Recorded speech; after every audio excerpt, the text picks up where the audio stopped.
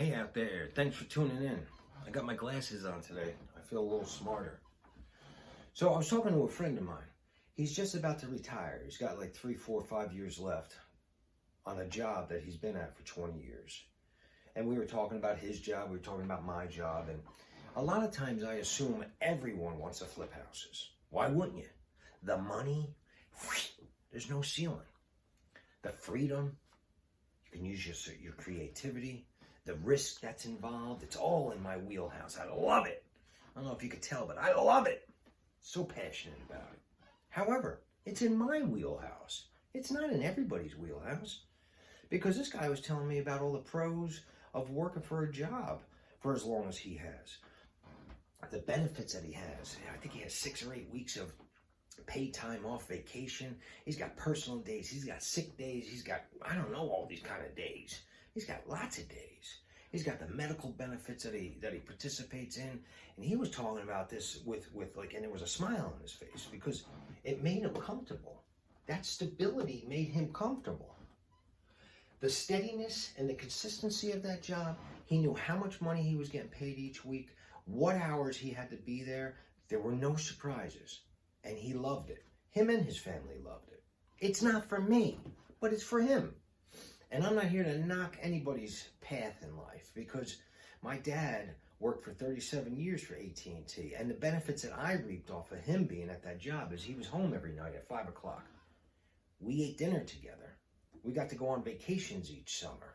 Modest ones. We were going camping and things. But you want to talk about a childhood?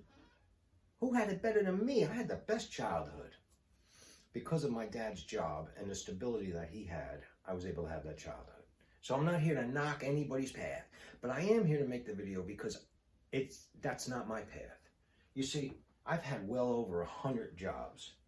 My first job, my first real job, was giving out quarters at an arcade. You know, I'd carry around an apron of quarters, and when people came up to me with $1, I'd give them 4 quarters. That was at like 12. But before that, at 5, 6, 7, 8 years old, I'm out hustling. I'm shoveling people's sidewalks when it snows. I'm cutting people's grass. I'm doing handyman work at 10 years old. I want to make that buck. Not for anything special, but it just felt right. I don't know what it had going for, why it was so attractive to me, but it was. The risk was always there too, and I've always enjoyed that. Talk about being a risk taker. Like, I love going to the casino, but I like to study the games I'm going to play and then play them perfectly so that I have the best odds against the casino. Well, the business I'm in, as a flipper entrepreneur, I get to act like the casino. I stack the deck in my favor. I look at all the things behind the scenes, I weigh the odds, and then I go for it. And that is a rush to me. But it's not a rush to everybody. To me it is. The reason why I'm making the video is because I would imagine there's somebody out there in their 20s, 30s, maybe even 50, like me, that says, there must be something wrong with me. I feel like a square peg in a round hole. I got all these jobs. I never feel comfortable. Matter of fact, for me, the longest was a 3-year job just before I started flipping again. Well, I did 3 years in the military, but that's what I signed up for, and there was no getting out of that. The last job was 3 years. That's the maximum amount of time I've been on the job. I've been in the mortgage business for like 15 years. However, there was lots of mortgage companies that I went through.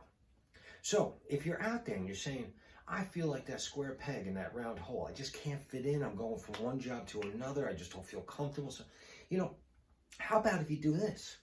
How about if you embrace it?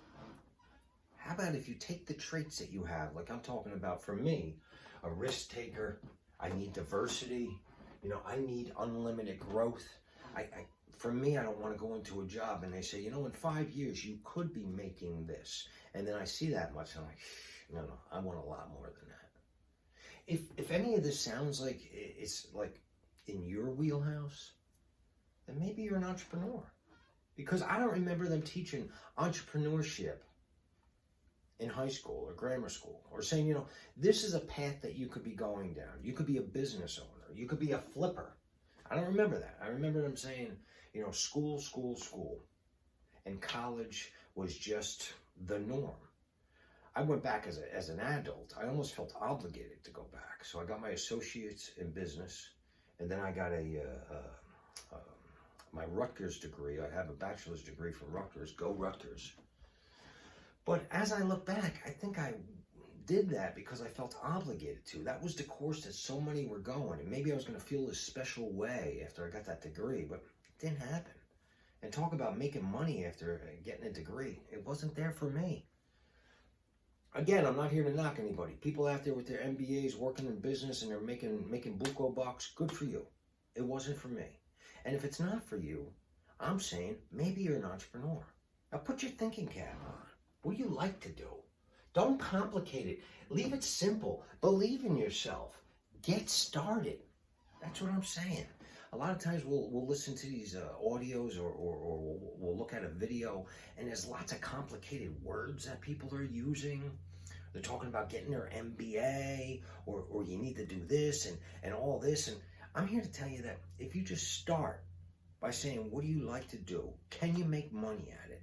You know, maybe you'll no longer feel like that square peg in that round hole. And you won't have to take 50 years to find out.